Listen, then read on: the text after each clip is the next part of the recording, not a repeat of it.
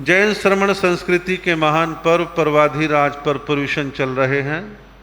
पर्युषण पर्वों का आज चौथा दिन है और इन पर्वों की आराधना, शास्त्र श्रवण, जप तप, यथाशक्ति दान, सेवा, परोपकार और भिन्न भिन्न प्रकार के नियम प्रत्याख्यानों के द्वारा इन पर्वों की आराधना आप सब कर रहे हैं। अभी आप लोगों ने श्री अंत के दशांग सूत्र की वाचना सुनी और साथ ही साथ आप सुन रहे हैं अष्ट दिवसीय प्रवचन माला के संबंध में। आज के प्रवचन माला का जो संबंधित विषय है वो है सेवा धर्म परम गहनों, कि सेवा करने का जो धर्म है वो परम गहन है। हमारे शास्त्रों में सेवा के लिए एक पर्टिकुलर शब्द आता है वैयावच। वैयावच जिसे वैयावृत्य भी कहते हैं, कि सेवा के भिन्न भिन्न प्रकार के काम करना, खास तौर पर साधु साध्वियों के कई प्रकार के सेवा के काम, आम सर्वसाधारण व्यक्ति की सेवा के काम, ये सब वैयावच के अंतर्गत आ जाते हैं। इस सेवा धर्म को लेकर के, वैयावच को लेकर भगवान महावीर से प्रश्न किया गया, वैयावच्चेणम भन्ते जीवे किम जणिये, कि भगवान वैयावृत्ति यानी सेवा करने से जीव को किस लाभ की प्राप्ति होती है। तो भगवान महावीर ने कहा कि वैयावच्चेणम तिथ्यर नाम गोत्तम कम्मम निबंधई, जो बड़ी श्रद्धा से स्वच्छ हृदय से सेवा करता है, वैयावच्च करता है, वह तीर्थंकर नाम गोत्र तक का उपार्जन कर सकता है। सेवा करने में रस आ जाए, आनंद आ जाए, बीमार रोगी पीड़ित साधु साध्वियों की सेवा करे तो तीर्थंकर गोत्र के उपार्जन की स्थिति जीवन में आ सकती है। और ये तीर्थंकर गोत्र का उपार्जन कई राष्ट्रपति के पदों से ऊंचा है, चक्रवर्ती सम्राट के पदों से ऊंचा है तीर्थंकर का पद। तीर्थंकर महान पुण्यशाली होते हैं जो उस भव में आने के पश्चात जन्म मरण की सब परंपराओं को ध्वस्त करके परम पद निर्वाण मुक्ति की प्राप्ति कर जाते हैं। ऐसा महान तीर्थंकर गोत्र सेवा के द्वारा प्राप्त हो सकता है। लेकिन क्या सेवा करना आसान है? आसान नहीं है। सेवा करना थोड़ा सा कठिन है। सेवा करने वाले व्यक्ति को अपनी इच्छाएं मारनी होती हैं, कामनाओं का दमन करना होता है। ये बीमार साधु साध्वी हैं, मेरी जिम्मेदारी है। वहाँ उस क्षेत्र में सुना कि बड़ी रौनक रहती है, जन जन के बीच जाऊंगा, मेरी वाहवाही होगी। यहाँ एक कोने में बैठा हूं, इन बूढ़े संत साधुओं की सेवा कर रहा हूं, कौन मुझे जान रहा है।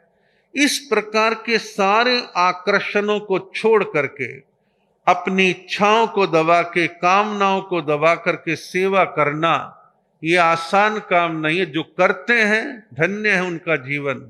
इसी प्रकार एक जवान बहू का मन करता है मेरी भी किट्टी पार्टियां हों, मैं भी जगह जगह घूमने फिरने जाऊं, लेकिन क्या करूं, घर में सास ससुर हैं, बूढ़े हैं, बीमार हैं, मेरी जिम्मेदारी है, मुझे निभाना है।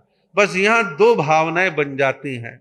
एक, नहीं, पहले सेवा करना मेरा परम कर्तव्य है, बाकी के काम बाद में है। और कई बार कुछ साधु संत भी थोड़ा नाराजगी जाहिर करते, तुम आते नहीं हो महाराज, दो घर में बुजुर्ग हैं, उनको देखना पड़ता है। कुछ समझदार साधु संत कहते नहीं, कोई बात नहीं, पहले वो काम देखो, वो जिम्मेदारी है, सेवा का काम है, वो करना चाहिए, ठीक है, आगे पीछे समय मिले दर्शन कर लेना, लेकिन सेवा का काम करना। तो सेवा करने वालों को अपनी कामना, अपनी लालसा, अपनी इच्छाओं का दमन करना होता है। यहां तक कि इंद्रियों के बहुत सारे आकर्षणों को भी छोड़ना पड़ता है। मन कर रहा है सिनेमा देख लूं, मन कर रहा है वो देख लूं, वो खा लूं, वहां चला जाऊं, वो सब छोड़ना पड़ता है, कषायों को दबाना पड़ता है। और कभी कभी बीमार व्यक्ति जिसकी आप और हम सेवा कर रहे हैं, वो बीमारी में चिड़चिड़ा हो गया है, वो आपको यानी सेवा करने वाले को ताना मार सकते हैं, झिड़क सकते हैं, फटकार सकते हैं। इतना सब कुछ करके भी सेवा करना एक परम कार्य है और हर कोई नहीं कर पाता। फिर सेवा में भी निष्काम सेवा, कोई लोभ नहीं, कोई लालच नहीं, कोई प्रॉपर्टी का लालच नहीं, कोई वाहवाही का लालच नहीं, मुझे कुछ नहीं चाहिए, मुझे तो सेवा करनी है, ऐसी निष्काम सेवा और दुर्लभ है। मन में ऐसा लालच आ जाना स्वाभाविक है कि इनकी जिंदगी कितनी बची है, 5, 7, 8 साल की बची है, सेवा कर लें, जमीन जायदाद धन दौलत अपने को तो मिलना है, नहीं मिले तो जब हल्के फुल्के बीमारों का अंगूठा लगवा लेंगे। ऐसे लालच करने वाले तो बहुत मिलेंगे, लेकिन निष्काम भावना से सेवा करना आसान काम नहीं है। सेवा करने वाले को डांट डपट पड़ती है, झिड़कियां पड़ती हैं, आलोचना होती है, आक्षेप भी लग जाया करते हैं, फिर भी सेवा करना बड़ा कठिन काम है। आप कल्पना करें कि जेठ जेठानी सेवा कर रहे हैं और सारा माल ताल तो देवर को दे दिया, देवरानी को दे दिया, और या देने की भावना से मन तो भाट का पड़ा है, सेवा हम कर रहे हैं। या देवर देवरानी सेवा करे, जेठ के प्रति जेठानी के प्रति जो है माता पिता का आकर्षण है, मन डावाडोल हो जाता है। लेकिन बड़ा कठिन काम है कि सहज होकर के सेवा का काम करना। सेवा करने वाले लोग बड़े दुर्लभ हैं और सेवा करने वाले लोग प्रशंसा के पात्र हैं, सेवा करनी चाहिए। ऐसा ही प्रसंग और आता है कि भगवान महावीर से पूछा गया, भगवान आपके 2 प्रकार के भक्त हैं, एक वो भक्त है जो निरंतर आपके श्री चरणों में रहता है, दर्शन करता है, प्रवचन सुनता है, आपके इर्द गिर्द रहता है। एक वो भक्त है जो आपके दर्शन प्रवचन का लाभ नहीं लेता, लेकिन वो कहीं और अन्यत्र सेवा के काम करता है, परोपकार के काम करता है। तो आप इन दोनों में से किसको श्रेष्ठ बतलाएंगे? भगवान महावीर ने कहा था कि जो व्यक्ति सेवा धर्म को निभाता है वो श्रेष्ठ है।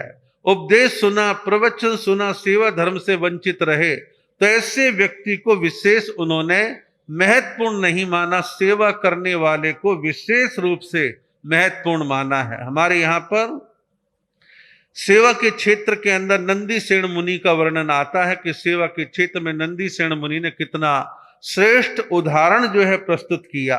नंदी सेन मुनि की सेवा की चर्चा देवलोक में हुआ करती थी। देवी देवताओं के बीच कहा जाता था कि भाई नंदी सेन जैसा सेवा भाव इस पृथ्वी पर नहीं है। सब देवी देवता सुनते थे, प्रसन्न होते थे, लेकिन उनमें से एक जो है देवता को मन में ईर्ष्या जगी। कमाल है, देवलोक में नंदी सेन के गुणगान गाए जाते हैं, क्या सेवा करता होगा, हम देखते हैं कि उसकी सेवा कैसी है। और देवता ने मन बनाया कि मैं परीक्षा लेके देखूं। देवलोक से चला, मनुष्यलोक में आता है और मनुष्यलोक में आकर के अपना वेश परिवर्तन करता है और देवता के वेश रूप को छुपा करके वह एक साधु बन जाता है। और साधु भी बीमार साधु बनता है और एकांत स्थान पर बैठा है, बीमार है, शरीर जर्जर हो रहा है, लूज मोशन लग रहे हैं, शरीर में दुर्गंध उठ रही है और करहा रहा है। उधर से नंदी सेन मुनि गुजर रहे हैं।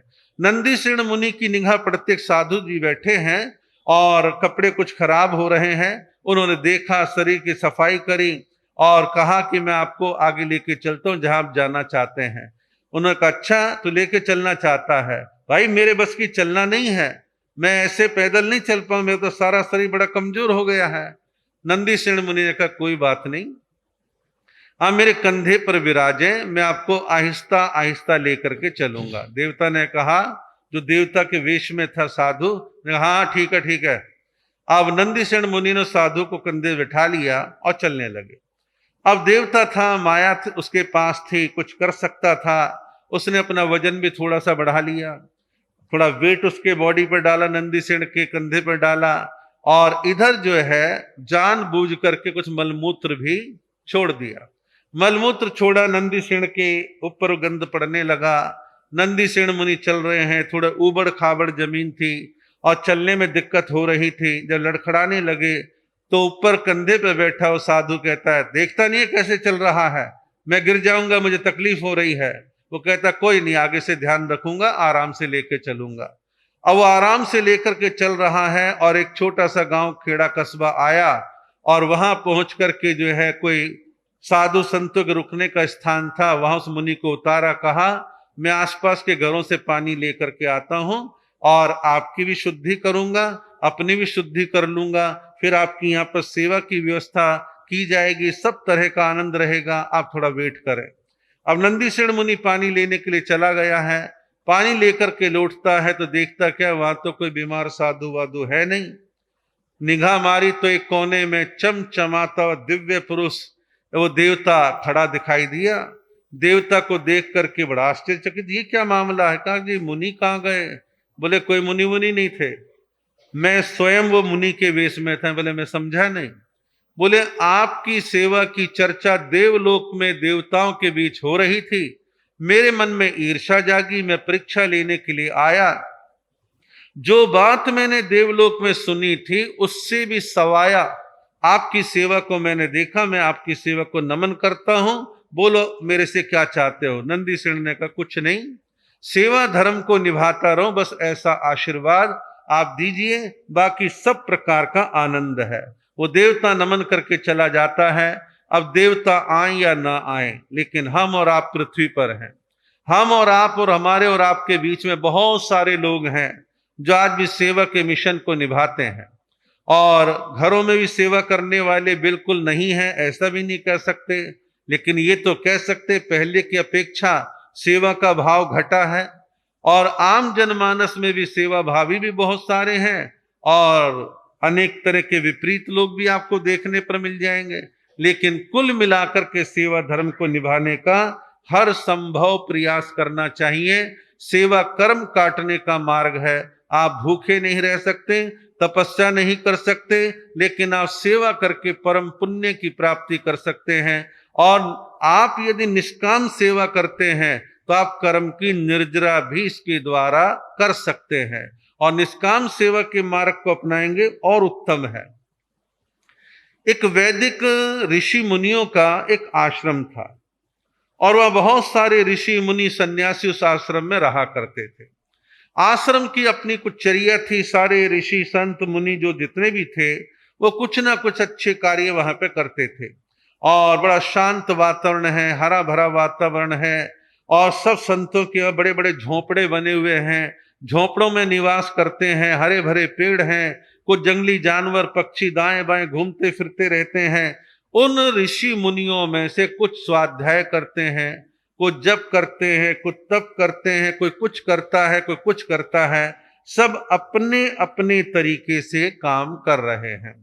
लेकिन एक ऋषि उनमें से ऐसा था जिससे ना जप होता था, ना तप होता था, ना स्वाध्याय होता था, बस आश्रम की और ऋषियों की सेवा करना, जंगल जाना, लकड़ी काटना, लकड़ी का भारा लेकर के आना, चूल्हे की सफाई करना, चूल्हा सिलगाना, खाना बनाना, झाड़ू बुहारी करना, ये काम करता था। और वो रात दिन जो है सेवा में लगा रहता था। बाकी के ऋषि कहते निखट्टू है, स्वाध्याय नहीं करता, माला जाप नहीं करता, ऐसा नहीं करता, वैसा नहीं करता, कई तरह के उलाहने उसको सुनने को मिलते थे, लेकिन अपने आप में मस्त रह करके अपने काम करता रहता था।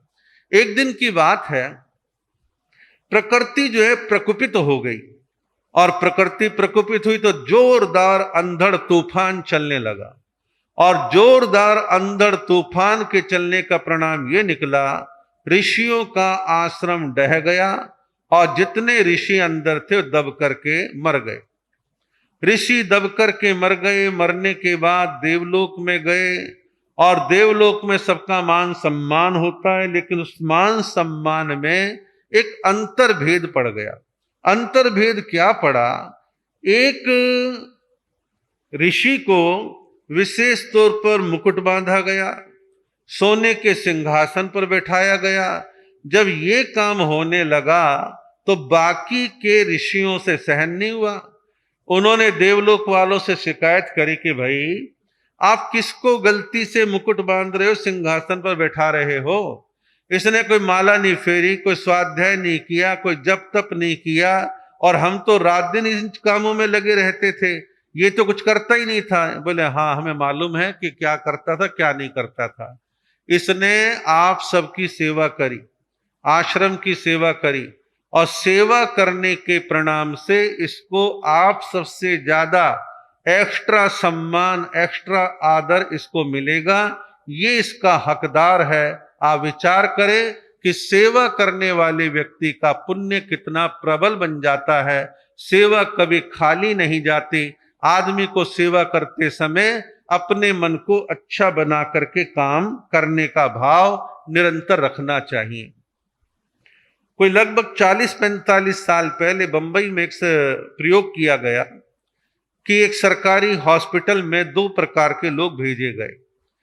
पहली टीम में कुछ लोग गए और उन मरीजों के पास जनरल वार्ड में गए और वहां जाकर के मरीजों से कहने लगे, देखो आज जो तुम्हारे शरीरों में कष्ट, पीड़ा, तकलीफ, रोग, बीमारी आई हुई है, ये तुम्हारे पुराने पाप कर्मों का परिणाम है और जब तक तुम ये पाप कर्म नहीं भोग लोगे तुम्हारा कुछ होने वाला नहीं है।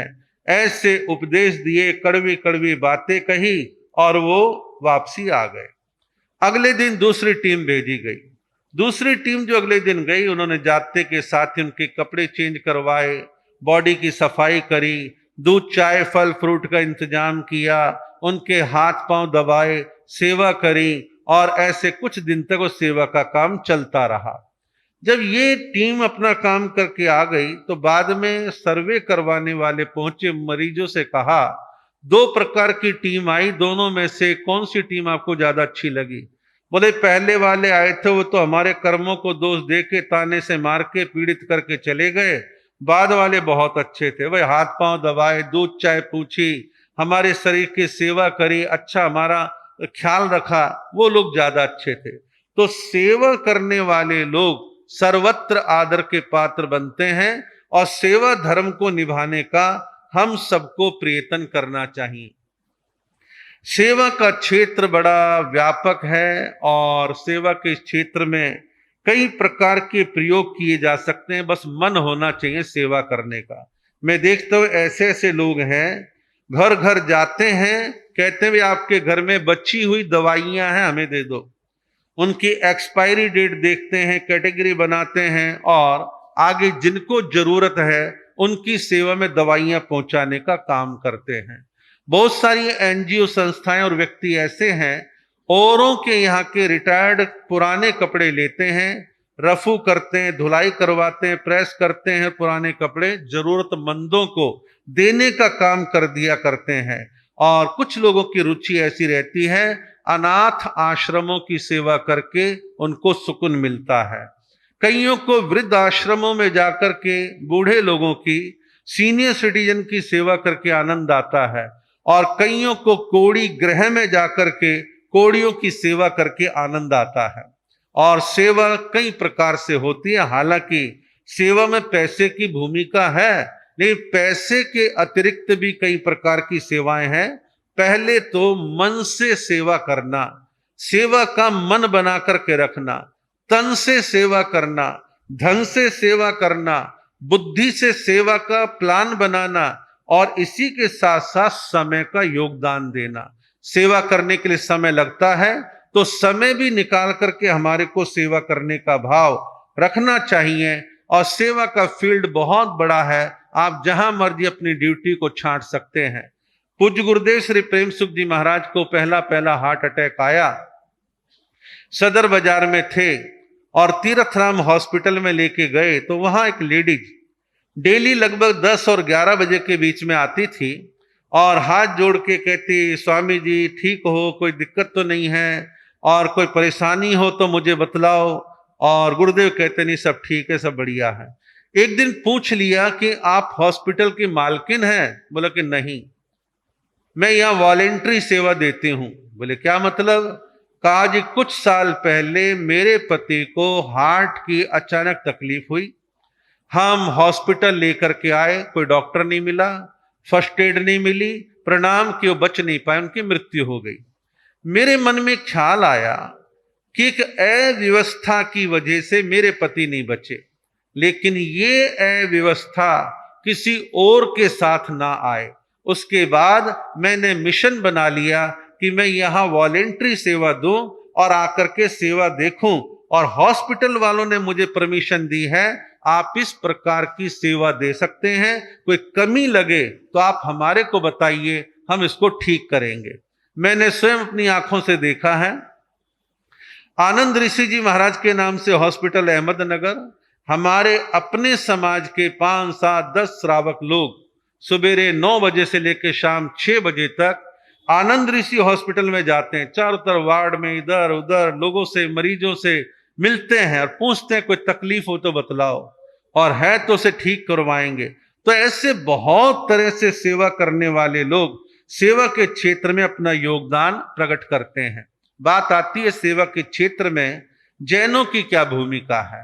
जैनों की अच्छी, सुंदर, प्रशंसनीय भूमिका है, लेकिन कुछ सुधारों की भी आवश्यकता है।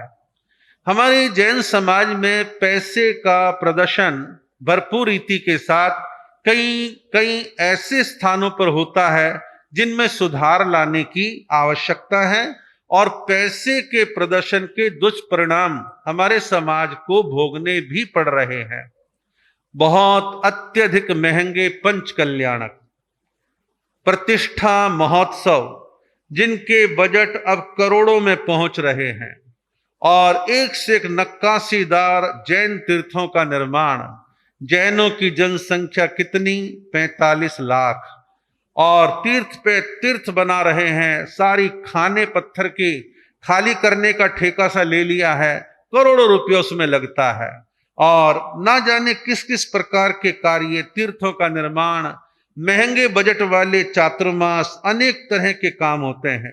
इन सब में थोड़ी सादगी लाई जाए, थोड़े बजट कम किए जाएं, और उस पैसे रूपी एनर्जी का सही दिशा में उपयोग करने की भावना रखी जाए। अब मान लीजिए समाज का एक हॉस्पिटल बनता है, समाज का स्कूल या कॉलेज बनता है, कहीं ना कहीं इसके जो फायदे हैं समाज को भी मिलते हैं और टोटल मानव समाज को भी मिलते हैं, जिसमें स्थायी काम होता है। एक भवन बनने के बाद 50, 60, 70 साल समाज के काम आता है, उसकी वैल्यू बढ़ती है।